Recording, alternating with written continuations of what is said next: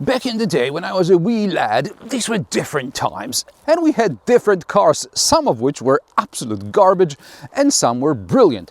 But we look back to most of them fondly anyway. So Renault decided there is a business case here and brought back the Renault 5, a modern retro interpretation of it anyway.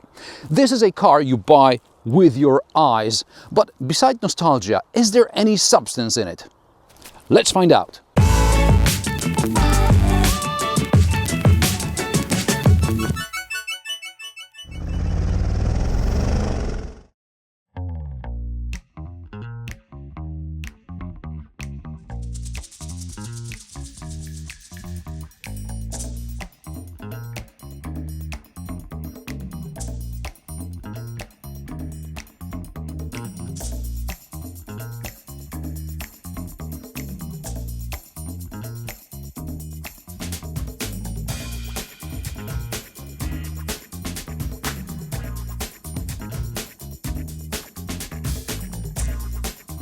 The original Renault 5 was in production for almost a quarter of a century, from the early 1970s to the late 1990s.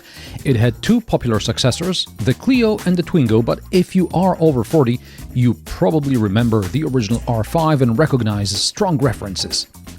Renault did with the 5 what BMW did with the Mini some time ago.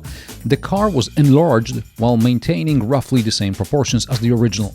The difference is that the current 3-door Mini is 80 centimeters longer than the original by Sir Alec Sigounis, and the new Renault 5 is only 40 centimeters longer than the first generation. In terms of dimensions, the Renault 5 E-Tech slots between the Twingo and the Clio. It also replaces the Zoe, from which it is also slightly smaller. Interestingly, Renault did not actually plan to revive the 5, but a mock-up presented in 2020 to the Renault Group chief was liked so much that the project was not only green-lighted but also fast-tracked. To put things into perspective, about the same time Jaguar began work on a new electric model that won't go on sale for another year. Meanwhile, Renault won the Concept Car of the Year for Renault 5 prototype, and the production model won the 2025 European Car of the Year title. In the world of car design, Jaguar moves very quickly, but Renault must have broken the track record. I really like the nods to the original Renault 5, such as the rectangle motif projected inside the headlights and repeated in the daytime running lights, or the lights at the back, which are a reference to the Renault 5 Turbo. I appreciate that Renault has not succumbed to the temptation of using larger rims. The 18-inch wheels and high-profile tires mean the car maintains the classic proportions and at the same time is comfortable. More on that in a moment. On the street, this car turns heads, and the standard green pop paint certainly helps. But does the R5 drive as well as it looks?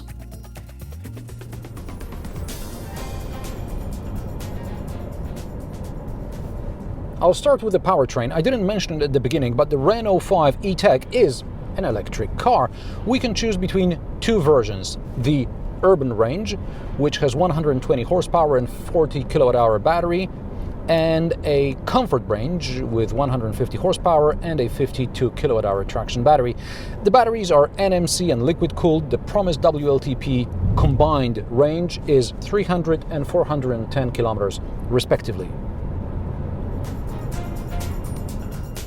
In my tests, the energy consumption is around 15-16 kilowatt-hours per 100 kilometers, which, in the case of the bigger battery, gives a range, in my unofficial combined cycle, of over 300 kilometers. In the city, you can easily do 400 kilometers. Of course, we're talking about ideal weather conditions like I've experienced over the last week. The temperature during the day was in the low 20s, and at night, it is above 10 degrees Celsius. The claimed time from 0 to 100 km per hour is 7.9 seconds. I achieved 8.3 seconds both in normal and sport mode. The latter makes the steering artificially heavier, but there is not much more to it. But it is worth mentioning how sensitive the steering is. It has a ratio of just 13.7 to 1. This puts it between the Alfa Romeo Stelvio and the Porsche Macan. Basically, it's a very quick steering rack. In the city, the initial turn-in can catch you off guard. It's good that the wheelbase is relatively short and the tires have a high profile, so even if you were to clip a curb, there shouldn't be any major damage. Speaking of curbs, the Renault 5 needs 10.3 meters to turn around between curbs. This is less than in the obviously larger Renault Clio. And the high-profile tires and specially tuned suspension mean that the Renault 5 has a supple ride despite weighing 1,450 kilograms. Unfortunately, this also means the car rolls a bit in fast corners, and the lack of steering feel does not help. What good is an Alpha Quick steering rack when the steering has a Fiat feel to it, right? Perhaps the Alpine A290 and the limited edition Renault 5 Turbo 3E have better steering feel. The car is well soundproofed, which makes the audible warnings pop more than one may like. The indicator sounds simply irritating. Now, driver aids can be turned off with one button. You can even select which systems should be turned off. A very good solution indeed. Visibility, however, is terrible. Pedestrians, cyclists and cars disappear behind the A-pillars. This is unacceptable in what is essentially a city car. Moreover, rear visibility is also poor and is additionally limited by the rear headrests, which cannot be lowered any further in this car. Automatic parking feature is useless. I almost hit a parked car using it, and it takes ages for the car to actually park. DC charging peaks at 110 kilowatts, which means charging in half an hour from 15 to 80% state of charge. The car supports plug-in charge technology. The Renault 5 also has an 11 kilowatt onboard charger as standard and additionally supports vehicle to load and vehicle to grid.